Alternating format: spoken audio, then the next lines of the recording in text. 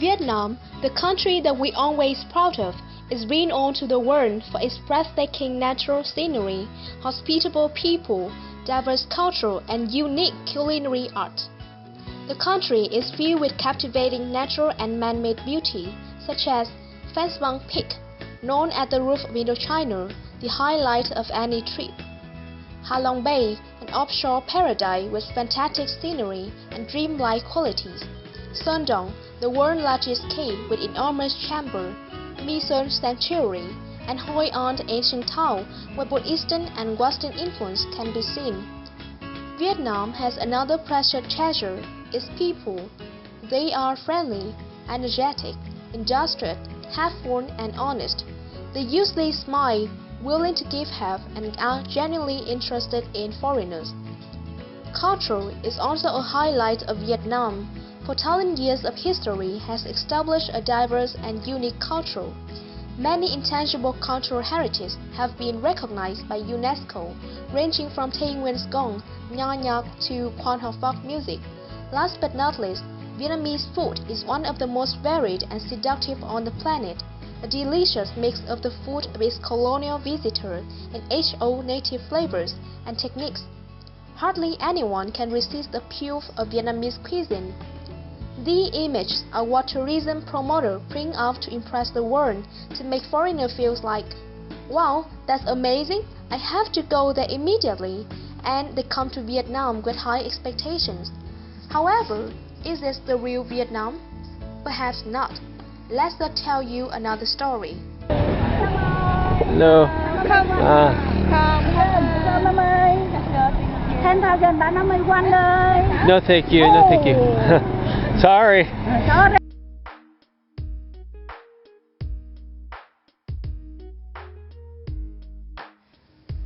Vietnamese people are very patriotic.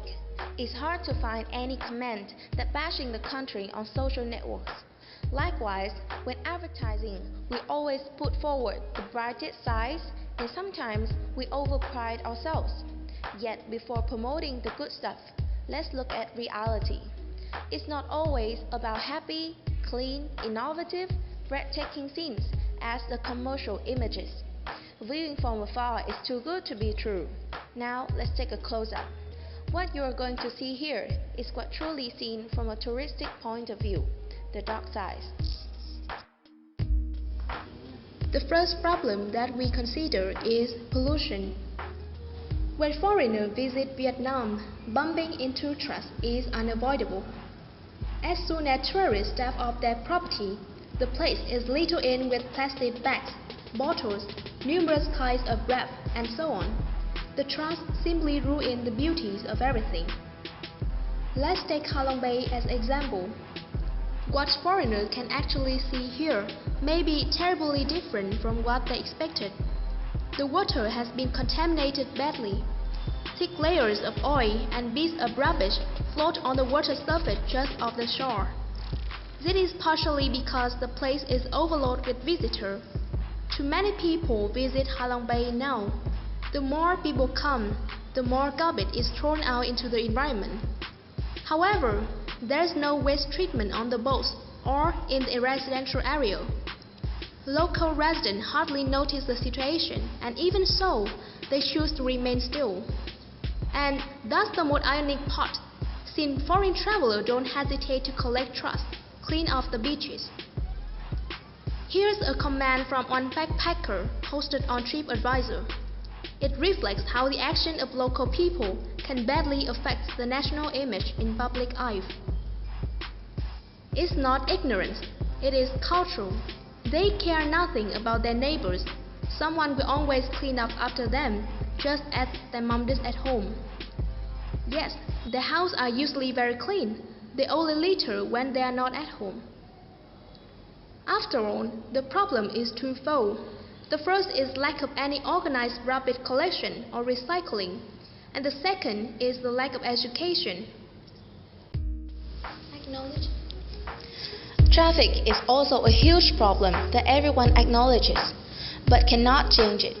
Despite those beautiful photos online about big roads, bridges, and nice traffic, the real aching situation cannot be denied.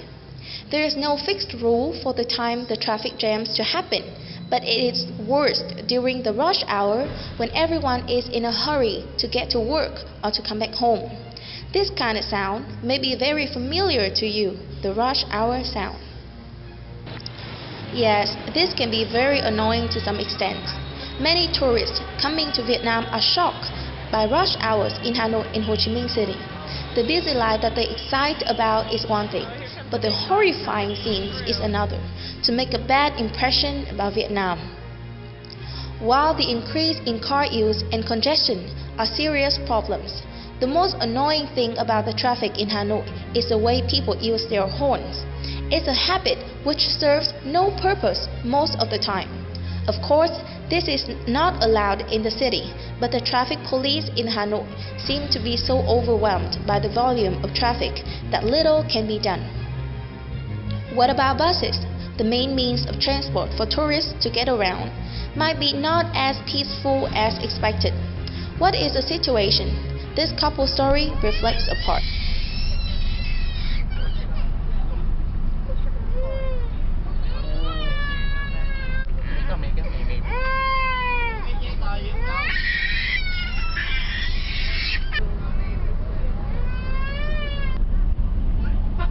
There seems to be a set of universally annoying experiences that one comes to expect when traveling by bus through Southeast Asia, such as crazy driving, lots of honking, and cramped quarters, just to name a few. So this is the bus to Hoi An. We're just getting all of our luggage situated right now. Apparently we have to take our shoes off here to get on the bus. That's new, but whatever. Anywhere. Anywhere there's two seats. One, two. Yeah, 1, 2. There, right there. Thank you, thank you. Yes, yes, America. Thank you.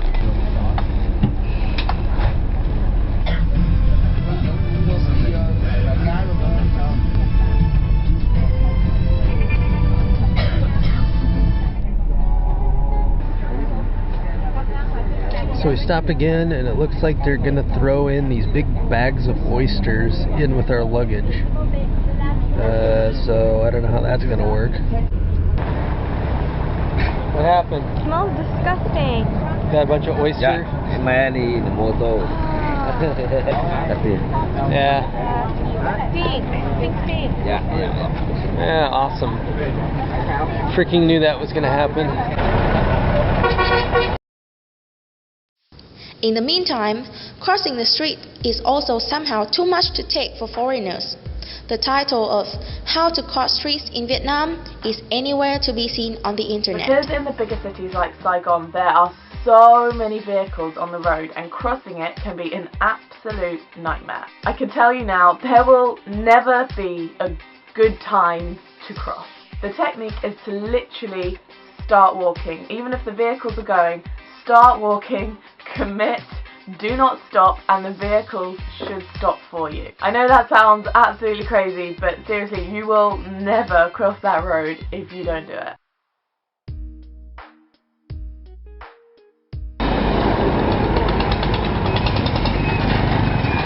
Have to get some gas to make it the rest of the way to Dalat. So this is what a gas station looks like in Vietnam.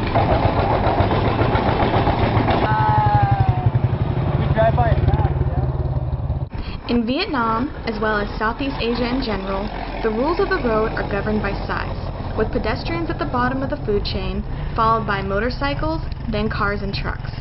The largest vehicles, such as big work trucks and tourist buses, top the list. So in Vietnam, for example, the protocol for passing on the highway is for the larger vehicle to drive as fast as possible, leaving it to the smaller guy to get the hell out of the way. Third problem, theft and scams. 1. Beware of theft. Sorry, it happens there. It happens there a lot. Focus. Know where you're going. Know what's around you. Within the course of maybe around 2 weeks, I met at least 4 travelers that had been robbed in various different ways. Bag snatching, taking out a wad of cash when you're paying a motorbike taxi, leaving your backpack at a hotel storage space or luggage space because you're going to take a trekking tour, leaving your valuables unattended in your bag while you're looking and searching for your money to pay for a drink. There's also another thing that you learn to prepare for, and that's the ever-present risk of petty theft. While most common during overnight trips, it's not unheard of for small unsecured items to vanish while you're sleeping. The same can even hold true for items and bags down below in the luggage bay. Luckily, however, all that is really needed to protect yourself from this possibility is some common sense. Don't fall asleep with any loose valuables easily accessible on your person, and do make sure that all your really valuable stuff is with you in a secure day bag at all times. Most importantly, there's no need for paranoia. Hot? Yes, hot.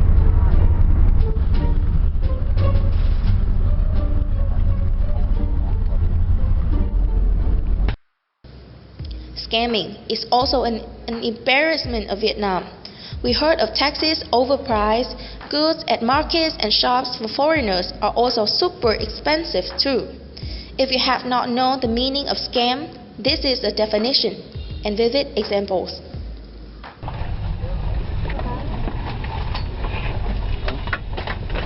Where you go? We walk. We walk. When arriving at your destination, this is when the keep your most valuable stuff with you strategy pays off, as it's normal protocol to have all the luggage tossed into one big pile on the ground. It's vital to keep a cool head during this phase of the trip, collect your things and not get caught up in the madness of drivers trying to take you places. In the confusion, prices go up and scams can happen, so take your time.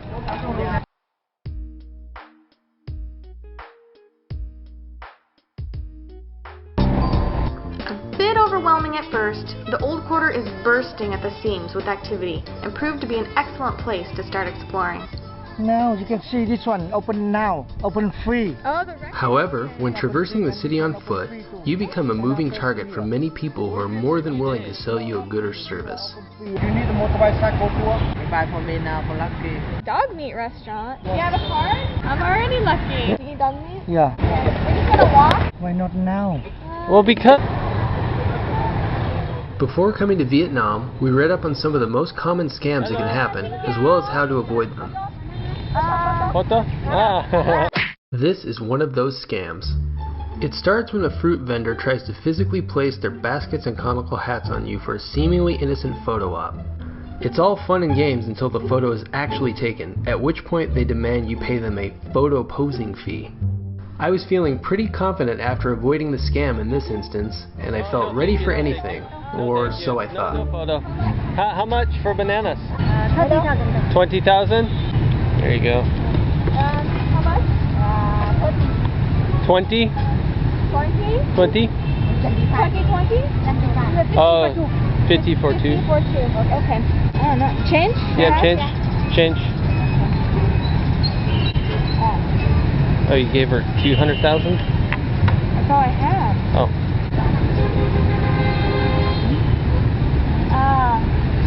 Is that right? When it's 50 for 2, right? I thought, don't we get 150,000 back? It's 50 for 2?